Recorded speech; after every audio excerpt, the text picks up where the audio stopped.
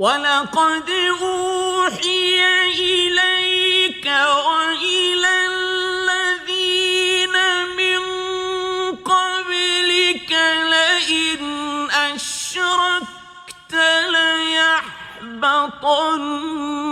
عَمَلُكَ وَلَتَكُونَنَّ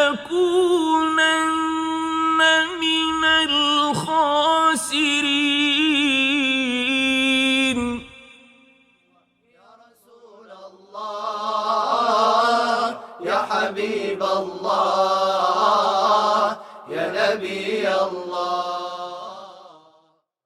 L'ostentation, ar-riya, se définit par l'attitude de l'homme à accomplir une action en se plaçant sous le regard des créatures, au lieu de celui du Créateur, pour qui l'action devrait être normalement accomplie.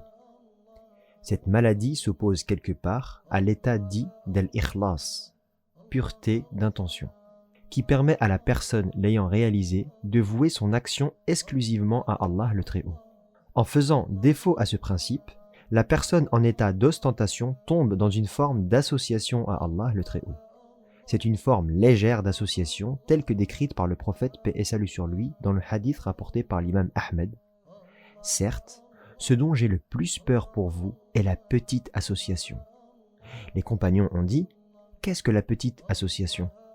Le prophète, paix et salut sur lui, a répondu « C'est l'ostentation ». De ce fait, cette maladie empêche de vouer son culte exclusivement à Allah le Très-Haut, qui représente la finalité ultime de nos actes d'adoration, ce qui n'est pas sans conséquence sur leur agrément par Allah. Un hadith rapporté dans l'authentique de Bukhari nous apprend que parmi les premiers qui sont châtiés figure un savant qui a appris la science, un martyr qui s'est sacrifié et un altruiste qui a donné, uniquement pour qu'on les considère comme tels.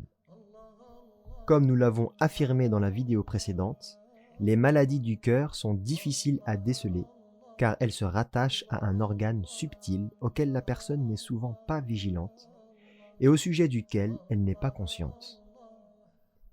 En l'espèce, l'ostentation est très subtile.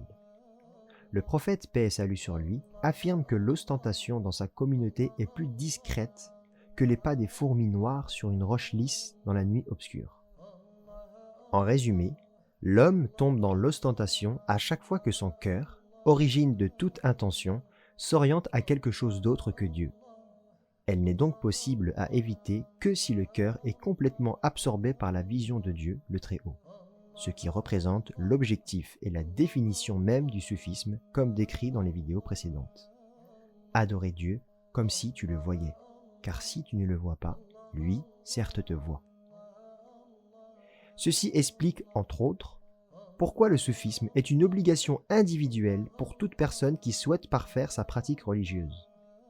À ce titre, l'imam Abu Hassan al-Shadhili, savant du XIIe siècle, a dit « Celui qui ne s'est pas approfondi dans notre science, à savoir le soufisme, risque de mourir en persistant dans les grands péchés sans s'en rendre compte. » Et vous, comment faites-vous pour lutter contre l'ostentation ?